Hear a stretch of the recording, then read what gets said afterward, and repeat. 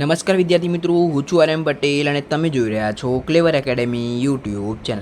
તો આજના વિડીયોની અંદર હું તમને કહેવાનો છું કે ધોરણ 10 અને ધોરણ 12ના રિઝલ્ટની તારીખ આવી ગઈ છે.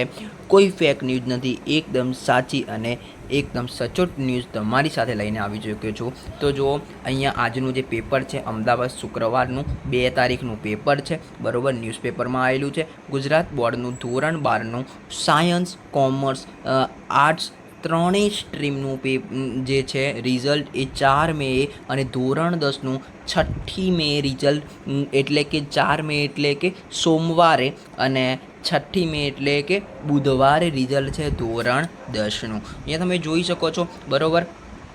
આખો અહીંયા પરિપત્ર આપેલો છે, એટલે જે તમે રાહ જોઈ રહ્યા છે એનું આતુરતાનો અંત આવી ચૂક્યો છે. અને હા, ધોરણ 12ના સાયન્સ માટે વાત કરી દઉં તો ગુજકેટનું પરિણામ બંધ ધોરણ 12ના સાયન્સના પરિણામ સાથે જાહેર થઈ જશે સોમવારે, બરાબર.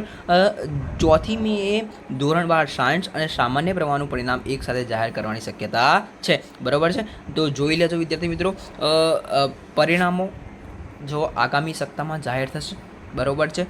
એકદમ ન્યૂઝ અપડેટ છે, આખું જોઈ લઈએ આપણે.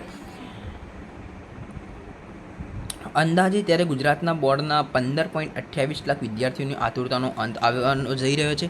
લાખો વિદ્યાર્થીઓ અને વાલીઓ પરિણામોની રાહ જોઈ રહ્યા છે. ત્યારે ગુજરાત બોર્ડ દ્વારા 1-2 દિવસમાં સત્તાવાર પરિણામો તારીખો જાહેર કરાશે. ધોરણ 10 અને 12ની બોર્ડની પરીક્ષા ગત તારીખ 26 ફેબ્રુઆરીથી શરૂ થઈ હતી, 18 માર્ચે પણ પૂરી થઈ હતી. સામાન્ય પ્રવાહ માટે કુલ 5,01,286 વિદ્યાર્થીઓ અને ધોરણ 12 સાયન્સમાં 1.19 લાખ વિદ્યાર્થીઓ નોંધાયા હતા. પરીક્ષા પૂર્ણ થયાના બીજા જ દિવસથી બોર્ડ દ્વારા મૂલ્યાંકન કામગીરી શરૂ કરી દેવામાં આવી હતી. બોર્ડ દ્વારા આ વખતે પણ ધોરણ 12 સાયન્સ અને સામાન્ય પ્રવાહના પરીક્ષાનું પરિણામ એક જ દિવસે જાહેર કરવામાં આવશે. તો વિદ્યાર્થી મિત્રો, આ વખતે પરિણામ વહેલા છે. દર વખતે મે મહિનાના એન્ડમાં હોય, બરાબર. આ વખતે મે મહિનાની શરૂઆતમાં છે.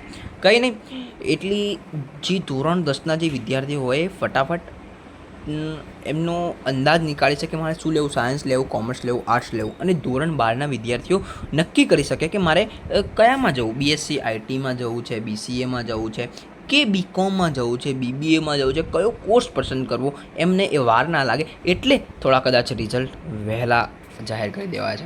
તો વિદ્યાર્થી મિત્રો, વિડીયો થોડો પણ ઇન્ફોર્મેટિવ લાગ્યો હોય, સારો લાગ્યો તો વિડીયોને લાઇક કરી દેજો, ચેનલની અંદર નવા ચેનલ સબસ્ક્રાઇબ કરી દેજો, બેલ આઇકન જો પ્રેસ કરજો. મળી નેક્સ્ટ વિડીયોમાં, ત્યાં સુધી good bye, take care, all the best.